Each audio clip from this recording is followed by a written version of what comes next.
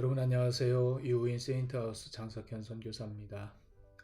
하나님의 나라 8번째 시간입니다. 오늘은 하나님 나라와 세속 정치에 대한 이야기를 함께 나누고 싶습니다. 최근 우리 사회는 이른바 극우 보수 크리스천에 대한 논쟁, 또 기독교인의 정치 참여에 대한 심각한 도전을 받고 있는 그런 시대를 살고 있습니다. 제가 이 글을 쓰고 있는 동안 보수파의 한 청년당원의 캐치프레이즈의 문제로 많은 사회적인 비판이 있었습니다. 이 청년당원은 하나님의 통치가 임하는 나라라는 문구를 정치 선전문으로 사용했다가 상대 당과 또 국민의 많은 비판을 받고 당직에서 떠나야 했습니다.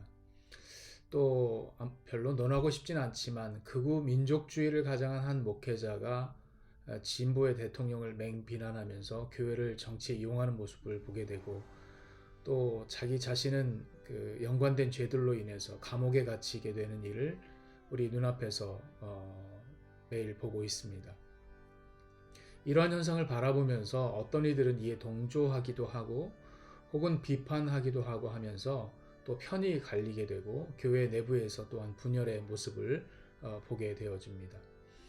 특히 대한민국은 이념을 달리하는 공산주의와 전쟁을 한 나라이기 때문에 이데올로기에 첨예한 대응이 여전히 살아있는 나라입니다. 이러한 나라에서 교회 공동체는 어느 편에 서야 하는 것일까요?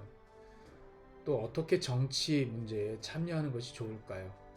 교회 혹은 그리스도인의 정치 참여를 논하기 전에 정치라는 행위에 대한 이해를 우리가 충분히 하고 넘어갔으면 합니다. 정치라는 말을 국어사전에서 찾으면 이렇습니다. 통치자 혹은 정치가가 사회 구성원의 다양한 이해관계를 조정하거나 통제하고 국가의 정책과 목적을 실현시키는 일이다. 저는 이 사전적 해석의 의미가 좀 복잡하기도 해서 가만히 이 문구를 읽어보면서 이렇게 말을 바꿔보면 어떨까 생각했어요. 정치는 사람을 행복하게 만들어가는 일이다. 사실 모든 정치 행위는 그 국가에 살아가는 사람들의 행복과 안위를 지키는 것이라는 생각이 듭니다. 제가 기독교인이면서도 세속 정치에 대한 이야기를 한 번쯤 다루기를 원했던 것은 최근의 복잡한 대한민국의 모습과 관련이 있습니다. 특별히 보수 진영의 한 목사님들의 언행들이 교회 공동체를 위협하고 있다고 생각하게 되었기 때문입니다. 사실 교회 정치 참여는 찬반의 논란이 많고요. 또 어떻게 어디까지인가 방법론의 문제에도 대단히 복잡한 너무나 다양한 시각이 존재하는 것도 사실인지라 한마디로 정의를 내리기도 어려운 과제입니다. 국민의 생명이 위협받고 압제당하던 독재 정권의 시기에는 교회도 민주화 운동에 많이 참여한 사실이 있습니다. 또 역사적으로 과거로 올라가면 3.1운동 역시 크리스천들이 주축이 된 운동이고 명분이 있는 국가 구명 운동이었음에 틀림이 없습니다. 그러나 오늘날은 그렇게 국가 존속의 위험의 시대도 아니려니와 더더욱 민주화된 정부 아래 살면서 다만 사회 구성원 간의 이해 충돌 또는 이데올로기의 충돌이 많아진 시기라고 생각합니다. 진보와 보수의 싸움의 현장에 조국교회는 첨예한 선택의 기로에 서 있습니다. 그리고 우리 교회 공동체 안에 이 모든 이데올로기와 이념이 함께 공존합니다. 이러할 때일수록 더욱 생각이 다원적으로 이루어져야 할 때이기에 교회가 어떻게 이 사회 문제에 참여해야 할지 이 문제는 더더욱 복잡해질 수밖에 없습니다. 그럴 때일수록 성경은 우리에게 무엇을 말씀해 주시는지에 대한 생각을 해봤으면 좋겠습니다. 한 사람을 생각해 봅니다. BC 722년 예언자로 부르심을 입었던 이사야입니다. 이사야가 부르심을 입었을 때 정치 상황은 난감함 그 자체였습니다. 내부적으로는 국가로부터 보호받지 못하는 사람들, 우리가 흔히 성경에 많이 등장하는 과부와 고아들, 또 가난하고 집과 땅도 없는 사람들, 돈 많은 사람들이 세력을 쥐고 있는 이 법정에서 돈이 없어 희생당한 사람들이 주변에 널려 있었고, 또는 뇌물을 받고 부당한 판결을 하는 재판관들이 있었고, 또 땅을 불법으로 수탈하는 사람들, 또 사치스러운 여자들, 도둑질한 돈으로 흥청망청 즐기는 사람들, 무책임한 정치 지도자들과 종교 지도자들이 판을 치는 그런 세상이었어요. 이사야가 활동하던 시기에 북이스라엘은 거의 붕괴된 상태였습니다. 남유다도 당시 강대국인 아수르 제국과 그에 맞서 싸운 이집트, 시리아 등 다른 국가들 사이에서 많은 어려움을 겪고 있었죠. 아수르는 위협과 약탈을 계속하고 있었습니다. 또 새로운 제국 바벨론도 서서히 제국으로서의 면모를 드러내면서 국가의 위기가 닥쳐올 때입니다. 한마디로 총체적인 난국의 나라였습니다. 마치 현재 대한민국을 비추어주는 그런 모습일지도 모르겠습니다. 북한의 위협이 있고요. 또 복잡한 국제적인 관계가 있고 보수와 진보의 다양한 이해 충돌이 뒤섞인 대한민국의 오늘을 이 이사야 시대의 역사를 보면서 반면 교사를 삼아볼 만하지 않을까 생각합니다. 교회는 전통적으로 종교 분리를 원칙으로 했습니다. 이것은 아마도 성경적이라고 하기보다는 역사 속에서 생존 전략이 아니었을까 추측해 봅니다. 그러나 어떤 분들은 교회의 예언자적 자세, 그리고 나아가서는 교회는 본래 정치하는 집단이다라고까지 말하시는 분도 있는 것이 현실입니다. 교회는 어떤 자리에 세워져 있어야 하는 것일까요?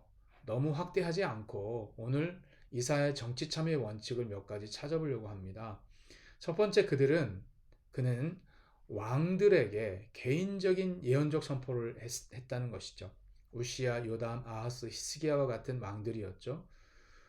둘째, 그는 타락한 백성들에게 바른 신앙과 정의를 선포합니다. 세 번째, 그는 단체로 집단의 기득권의 힘을 이용한 것이 아니고 말씀을 가지고 예언자로 단독자로 사람들 앞에 섰다는 것이죠. 또 마지막 네 번째로 그가 선포한 내용은 딱 두 가지입니다. 신앙의 타락에 대한 경고, 그리고 국가의 윤리적 회복, 이 두 가지 외에는 아무것도 없습니다. 자칫 교회가 잘못된 정치 참여를 하면 교회를 지키기 위한 집단 이기주의가 발현되기 십상이고요. 교회를 권력화하는 우를 범하게 됩니다. 이것은 중세교회가 타락하게 된 중대한 이유가 되기도 했습니다. 우리가 장로 대통령을 밀어주고 장로 대통령 만들었다고 별로 덕본 적은 없는 듯한데, 혹은 기독교인 대통령 만들기에 나서서 교회에 유리한 정책이나 교회의 기득권 확보를 위해서 일하기를 원한다면 이것은 진정 세상의 손가락질을 받는 잘못된 정치 참여가 될 것입니다. 정치는 기독교인의 행복을 구하는 도구가 아니고요. 시민사회의 행복을 구하는 도구이어야 하기 때문에 그렇습니다. 또한 방법론에 있어서도 우리는 상식과 도덕을 무시하는 것이 아니라 그것을 뛰어넘는 신앙을 무기로 강요가 아닌 감화를 통해서 세상을 바꾸어가는 사람임을 잊어서는 안 된다는 것이죠. 이런 의미에서 저는 기독 정당의 탄생에 대해서 사실 적극 반대하는 입장에 있습니다. 기독교인들도 한 사람의 시민사회 일원임에는 틀림이 없고 그들도 자신들의 권리를 마땅히 주장할 수 있어야 한다는 것에는 반론의 여지가 없습니다만, 이것은 그리스도인의 정치 참여를 반대하기 때문에 드리는 말씀이 아닙니다. 보다 슬기로운 방법을 찾아가 보지 않겠는가에 대한 저의 제안입니다. 기독교인들은 언제나 그들이 가진 사회적 상식을 뛰어넘어서 하나님께서 우리들에게 무엇을 원하시는지, 또 예수님이라면 어떻게 하셨을지를 묵상해 보는 것이 옳습니다. 이런 의미에서 자금의 기독교인들의 정치 참여는 한낱 웃음거리에 지나지 않는다는 것을 깨달아야 됩니다. 무엇이 잘못된 것일까요? 우리가 좀 더 품위 있는 방법으로 정치를 참여한다면 어떤 모습일까요? 첫 번째, 교회 공동체라는 기득권을 무기 삼아서 생각이 다른 정치 세력을 광장에서 무너뜨리려 하는 것 자체가 오만한 발상입니다. 만약 어떤 한 사람이 기독교인의 마음으로 정치 참여를 원한다면 다른 시민사회 일원처럼 국회로 가서 싸울 수 있게 되길 바랍니다. 교회의 힘은 이런 데 쓰라고 있는 것이 아니에요. 교회 안에서는 또 다른 정치적 관념을 가지고 있는 사람들이 존재할 텐데, 그러면 교회는 정치적 관념으로 사분오열되어 또 싸워야 되는 것이죠. 자기 교주가 교주에게 나쁜 방송 방영했다고 피켓 들고 방송국에 때로 몰려가 따지는 그런 사람들 우리가 종종 보는데 이런 이단 신자들과 교회가 무엇이 다른 것일까요? 둘째, 교회는 다양한 사회의 요구에 대해서 인정하고 이기심을 버려야 된다는 것입니다. 나는 반공 사상을 가지고 있고 우익이니 저 좌파 빨갱이는 국가를 무너뜨리는 주적이다 따위의 논리가 얼마나 편협하고 싸구려 공상에 불과한지 여러분들은 잘 모르실 겁니다. 그러면 공산주의 국가는 다 악의 무리이고 거기는 기독교인들이 살아서는 안 되는 세상일까요? 그들은 하나님의 사랑의 대상이 아닐까요? 사회주의도 공산주의도 자본주의도 모두 인간의 제도에 불과합니다. 오늘날의 사회의 다양성은 민주화 사회에도 사회주의 이념과 경제가 들어가 있고요. 공산주의 사회에서도 자본주의의 좋은 점을 배워가는 시기입니다. 교회는 이데올로기를 초월합니다. 교회는 이 모든 것을 초월합니다. 세 번째, 교회는 누구의 편에 서는 것이 아니라 진리의 편에 서야 한다는 것입니다. 한 나라의 국가 원수를 향해 쌍욕을 날리기도 하고 듣기도 난감한 비난을 날리는 것으로 영웅되려 할 때 미안하지만 그 국가 원수를 신뢰하는 50%의 국민은요, 교회를 적으로 돌리게 된다는 것을 알고 있을까요? 여러분의 개인적 정치 성향 하나 때문에 교회는 깡패가 되고 하나님의 나라가 붕괴되고 있다는 것입니다. 한국교회가 3.1 운동을 한 것은 패거리 짓기가 아니라 악의 세력에 대한 국민의 생명과 인권이 유린되고 있었기 때문입니다. 민주화 운동에 참여한 것도 마찬가지입니다. 군부 정권에 의해서 사람들이 생명이 또 인권이 유린되고 있었기 때문에 정의감 때문에 참여한 것이죠. 작금의 교회의 정치 참여가 이런 것들과 비교가 된다고 생각하십니까? 이것이 진리의 편에 서는 것입니까? 우리는 하나님의 나라를 추구하는 사람들이지 세속 정치에 끼어드는 사람들은 아닐 것이라는 생각이 매우 자주 많이 머리를 스치는 요즘입니다. 만약 시민사회 속에서 기독교인의 한 사람으로 정치 참여를 원한다면 찬성합니다. 시민사회가 지정한 가장 상식적인 방법으로 세상에 나아가 그리고 하나님의 뜻이 무엇인지를 선포할 수 있었으면 합니다.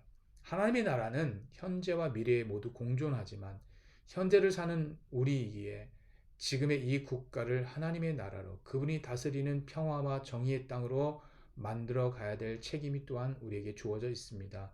그러나 그 방법은 지혜로워야 될 것입니다. 이 국가와 시민사회 안에서 활동하면서 제자도와 시민 정신의 균형을 가질 필요가 있습니다. 이 사회 안에서 거룩한 평화 시민 운동을 해 나가는 것이죠. 결론적으로 우리가 세속 정치에 참여하는 목적은요. 국가를 평화와 정의의 땅으로 만들어가는 하나님 나라 완성의 그 목적이 있어야 하고 이데올로기 혹은 집단의 힘, 기득권의 남용으로 또 다른 권력의 수단을 얻고 남을 제어하기 위해서가 아니라는 것이죠. 매우 절제된 방법으로의 정치 참여가 필요하다는 생각이 듭니다. 예수님은 분명 사회의 통치자가 되기를 원하시지는 않았습니다. 정치적인 문제로 로마 식민지의 백성의 문제로 다루려 했지만 그는 분명 일어나 기독 청년당을 아마 그렇게 했다면 만들었을지도 모르지요. 그는 오히려 사회의 지배 세력으로부터 철저히 유린당하는 길을 걸으셨습니다. 빌라도의 다른 모든 질문에는 예수님께서 침묵하셨습니다. 그런데 내가 유대인의 왕이냐? 라고 묻는 답변에는 그렇다 라고 명쾌하게 답변하셨습니다. 여러분, 이 답변이 스스로 왕이 되려는 대답이 아니었다는 것이에요. 스스로 죽음을 선택하기 위한 답변이었다는 걸 아십니까? 왜냐하면 이것이 대제사장들과 장로들의 고소 내용이었기 때문입니다. 우리가 세상의 왕이 되려고 하면 세상은 우리를 죽일 겁니다. 주님은 그것을 아셨습니다. 그리고 그분은 세상의 왕의 자리가 아니라 하나님 나라의 왕국을 선택하셨다고 믿습니다. 다시 한번 강조하거니와 교회 정치 참여는 교회 유익과 기득권을 위함이 아닙니다. 예수를 믿지 않는 사람들을 모두 포함하는 전체 시민사회를 위함이어야 되고 교회를 세력화시켜 세상을 굴복시키는 것이 아니라 시민사회에 지정한 현장에 나아가 하나님 나라의 정의를 가지고 정치에 참여하는 것이 옳은 일일 것이라 생각합니다. 오늘은 좀 어려운 주제를 다뤄봤습니다. 그리고 저 역시도 생각이 다 정리되어져 있지 않은 그런 문제일 수 있습니다. 저와 여러분이 함께 교회가 세상 가운데에서 어떻게 정치에 참여하면서 하나님의 나라를 만들어갈 수 있을지에 대한 고민과 기도가 필요한 때일 거라고 생각합니다. 한 주일 동안도 건강하시고 한국과 일본 모두 코로나가 점점 심해지는 상황에 있습니다. 빨리 이 묶임에서 우리가 풀려서 함께 예배하고 교제할 수 있는 그런 날이 올 수 있도록 함께 기도해 나가는 한 주간이 되었으면 좋겠습니다. 감사합니다.